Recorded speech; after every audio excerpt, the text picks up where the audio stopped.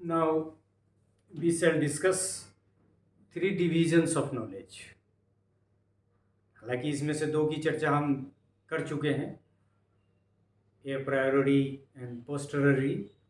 तीसरे की चर्चा करेंगे, लेकिन a priori knowledge and posteriori knowledge को थोड़ा और कंप्रिहेंसिवली अंडरस्टैंड करने का प्रयास करेंगे. So in this part of the lecture we shall be talking about three divisions of knowledge based on the way or manner in which it is obtained. Knowledge can be classified under three broads. मतलब ये classification का आधार क्या है? Based on the way और manner in which it is obtained. मतलब ज्ञान हम कैसे प्राप्त करते हैं, इसके आधार पे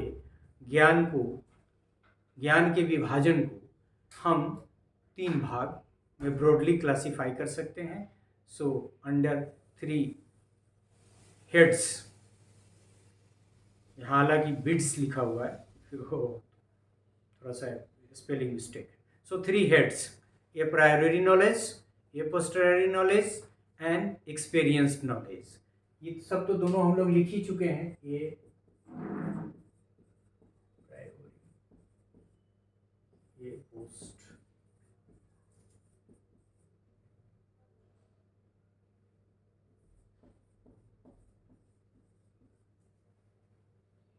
and experienced. इसके बारे में भी आपको पीछे कुछ याद होगा, जहाँ हम लोगों ने प्रोपोजिशन के रूप में बताया था priori proposition, posteriori proposition and like that. लेकिन यहाँ थोड़ा सा और. सो ये priori knowledge is the knowledge whose truth और falsity can be decided before और विदाउट recourse to experience. इसका मतलब भी होता है, ये प्रायोरी मीन्स बिफोर. तो it is a knowledge which truth or falsity can be decided before or without recourse to experience. Knowledge that is a priori has universal validity and once recognized as true through the use of pure reason does not require any further evidence. एक तो ये इसका आधार क्या है कि pure reason है, इसका basis pure reason से हम नॉलेज को एक्वायर करते हैं. और दूसरा कि ये यूनिवर्सल वैलिडिटी की तरह है, यह यूनिवर्सल वैलिडिटी रखता है. और एक बार यदि हम इसको सत्य मान लेते हैं, रिकॉग्नाइज कर लेते हैं, तो फर्दर इसके एविडेंस और ऑब्जर्वेशन की कोई ज़रूरत नहीं पड़ती है. Example: logical and mathematical truths are a priori in nature. They do not stand in need of empirical validation. मतलब डाटा वगैरह की ज़रूरत उनको नहीं पड़ती है, एक्सपेरिमेंट वगैरह की और प्रूफ की ज़रूरत नहीं पड़ती है उनको, एक बार यदि एस्टेब्लिश हो गए तो. Traditional philosophers have regarded a priori knowledge as the superior to all other knowledge. पुराने जो ट्रेडिशनल फिलोसफर्स थे, उनका मानना है कि this is the only pure knowledge. So the propositions that come under this category of knowledge are known as analytical proposition. So इनके जो proposition है, वहां भी हम लोगों ने बात की थी शुरू में, analytical. So a priori knowledge is about analytical proposition. Rather, we can say it implies analytic propositions. The analytic proposition is one whose truth can be determined solely by an analysis of the meaning of the words in the sentence expressing it, and whose truth or falsity can be decided by pure reason without recourse to verification with experiences. So reason is the major instrument for this analytic proposition and ultimately to the a priori knowledge. As for example, the proposition, पहले का ही proposition यहाँ लिया गया है, bachelors are unmarried man और 2 + 2 = 4 are the example of this analytical proposition and subsequently the example of a priori knowledge. So a priori knowledge में मुख्य रूप से हमने कहा कि ये रीजन इसका बेसिस होता है, एविडेंस इसके लिए जरूरी नहीं है। एक बार यदि सिद्ध हो गया, स्वयं सिद्ध हो गया, तो बार बार इसको एविडेंस की जरूरत नहीं है, इसको किसी भी इंपिरिकल डाटा की जरूरत नहीं है। इसका जो बेसिस है वो एनालिटिक प्रोपोजिशन है, और उसका एक एग्जांपल आपने देखा कि बैचलर्स और फिर 2 + 2 4। So now we are to discuss this a posteriori knowledge. It is the knowledge based on observation and experience. Science वाला याद कीजिए, बेस्ड ऑन, यहाँ रीजन है इसमें, और यहाँ क्या है, ऑब्जर्वेशन और एक्सपीरियंस है। This is the knowledge of the scientific method, stressing accurate observation and exact description. The propositions that fall under this category can be looked at from the point of view of whether they contain any factual content and from the standpoint of the criteria implied for deciding their truth or falsity. So, इसका criteria क्या है? Factual content, मतलब evidence चाहिए, इसका observation चाहिए, experience चाहिए। As for example, we have propositions like ice melts. देख सकते हैं आप, बर्फ पिघल जाता है। स्नो इज वाइट, बर्फ उजला होता है। Metals conduct heat and electricity, metal से हीट भी पास करता है। देखो ना, वायर, तार में, तार जो रखते हैं इलेक्ट्रिसिटी, और metal conducts heat and electricity.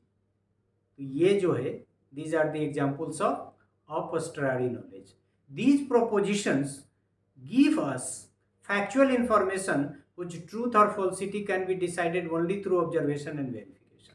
आप देख सकते हैं, जैसे पास कर रहा है कि नहीं, इलेक्ट्रिसिटी पास कर रहा है हीट या नहीं। जो कर रहा है उसको मेटल कहेंगे, जो नहीं कर रहा है वो मेटल नहीं है। These propositions are called synthetic proposition. वहां भी याद कीजिए, हम लोगों ने 4 प्रोपोजिशन की बात की थी, एनालिटिक, अप्रायरी, पोस्टेरियर। तो ये इसको यहां लिखें तो ठीक रहेगा, synthetic, synthetic, analytic, synthetic. So these propositions are called synthetic proposition. कौन? ये posteriori, synthetic. An analytic proposition is a statement whose negotiation is self-contradictory. इसका analytic proposition का contradictory हो सकता है। As for example, if someone said black is not black, he would be contradictory himself or herself. If a true analytic proposition is denied, one would get a self-contradictory propositions. One can negate the proposition snow is white. वहां black is black contradictory हो गया। यहां दूसरा example देखें, snow is white, assuming that whiteness is not a defining characteristics of snow, we get snow is not white. अब यहां contradict कर रहे हैं, एक हमारा अपना जो प्रोपोजिशन है snow is white, उसको कंट्राडिक्ट कर रहे हैं। वहां क्या कंट्राडिक्ट किया था? Black is not black. तो ब्लैक तो ब्लैक है, लेकिन कह रहे हैं कि ब्लैक इज नॉट ब्लैक। तो उसके बारे में वो एनालिटिक प्रोपोजिशन को कंट्राडिक्ट करने की बात हुई। यहाँ स्नो इज वाइट, लेकिन कुछ कैरेक्टरिस्टिक्स के आधार पे हमने कहा कि नहीं, snow is not white. We get snow is not white which though false is not self contradictory. तो वहाँ एनालिटिक जो आपका प्रोपोजिशन है, that may be self contradictory. It can be clearly demonstrated that mathematical knowledge is of analytic a priori type, जैसे ये analytic और a priori type, हमने शुरू में भी वहाँ भी कहा है a priori type और analytic, whereas the scientific knowledge is synthetic and a posteriori. तो ये तो हमने देखा कि 2 तरह के नॉलेज के बारे में, कि a priori क्या है, रीजन को है, इसका जो प्रोपोजिशन है वो एनालिटिक नेचर का है, एक बार प्रूफ हो जाएगा तो बार बार प्रूफ की ज़रूरत नहीं होती है, उसको मान लेते हैं यूनिवर्सल ट्रूथ की तरह। ये बिना ऑब्जर्वेशन और एक्सपीरियंस के ए पोस्टररी नॉलेज नहीं होगा। इसकी जो प्रोपोजिशन है उसका नेचर सिंथेटिक होता है। और अंत में हमने देखा कि मैथमेटिक्स का जो नॉलेज है वो एनालिटिकल है, ए प्रायोरी नॉलेज है, तब जबकि साइंस का नॉलेज जो है ये ए पोस्टररी और सिंथेटिक है। सो it can be clearly demonstrated that mathematical knowledge is of analytic and or a priori type and scientific knowledge is of the synthetic and or a posteriori type. तो अभी हमने इसको डिस्कस किया। Now the third one is experiential knowledge या experience knowledge, जो हम experience से करते हैं। वहाँ भी यदि शुरू में हमने तीन क्राइटेरिया तीन जो क्लासिफिकेशन किए थे उसमें भी तीसरा था direct. So experiential knowledge is always tentative and can not exist prior to experience और to be concluded from observation. वो एक्सपीरियंस करने के बाद ही एक्सपीरियंशियल नॉलेज के बारे में किसी को पता चलेगा। So it must be experience to have value.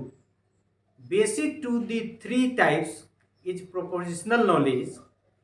और प्रोपोजिशनल नॉलेज में क्या आ गया, मतलब इसमें भी वही बात जो वहाँ हमने कही थी कि जो प्रोपोजिशनल नॉलेज है वो बेसिक है, जो नॉलेज के तीन टाइप किए थे उसी बात को यहाँ कर रहे हैं कि basic to the three types is propositional knowledge and what is that, a priori and posteriori together is propositional knowledge. वहाँ चार तरह के प्रोपोजिशन के माध्यम से हमने देखा था।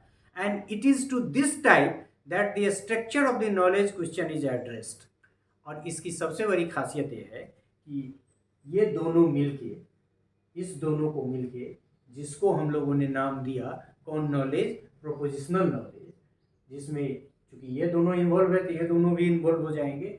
ये दोनों मिलकर या ये चारों मिलके जो प्रोपोजिशनल नॉलेज है ये बेसिक टू ऑल नॉलेज है, क्योंकि this type and it is to this type that the structure of the knowledge question is addressed. क्योंकि इन्हीं की मदद से, तो यदि हम टाइप्स ऑफ नॉलेज में इतना ही जानना चाहें, आगे हम कई तरह के टाइप के बारे में और बात करेंगे, तो ये सबसे इम्पोर्टेंट टाइप हो गया जिसमें वह नॉलेज जो रीजन से है, एनालिटिक आधार पे है, एनालिटिक प्रोपोजिशन के कारण है, दूसरा जो सिंथेटिक प्रोपोजिशन के कारण है, वेरिफिकेशन और एक्सपीरियंस के आधार पे, और तीसरा जो एक्सपीरियंस करते हैं वो उसी मोमेंट विशेष पे एक्सपीरियंस करने के बाद ही नॉलेज प्राप्त होता है। लेकिन ये कहा कि ये दोनों मिला के जो प्रोपोजिशनल नॉलेज प्रोपोजिशनल नॉलेज है that is the main knowledge. So prepositional knowledge के बारे में वहाँ भी हमने चर्चा की, यहाँ भी कहा कि the a priori and posteriori together is propositional knowledge. So this is all about this part of the lecture where we discuss three divisions of knowledge, that is a priori, a posteriori and experienced or experiential you can say. Now in other parts we shall be discussing about the other types of knowledge. Thank you for this part of the lecture.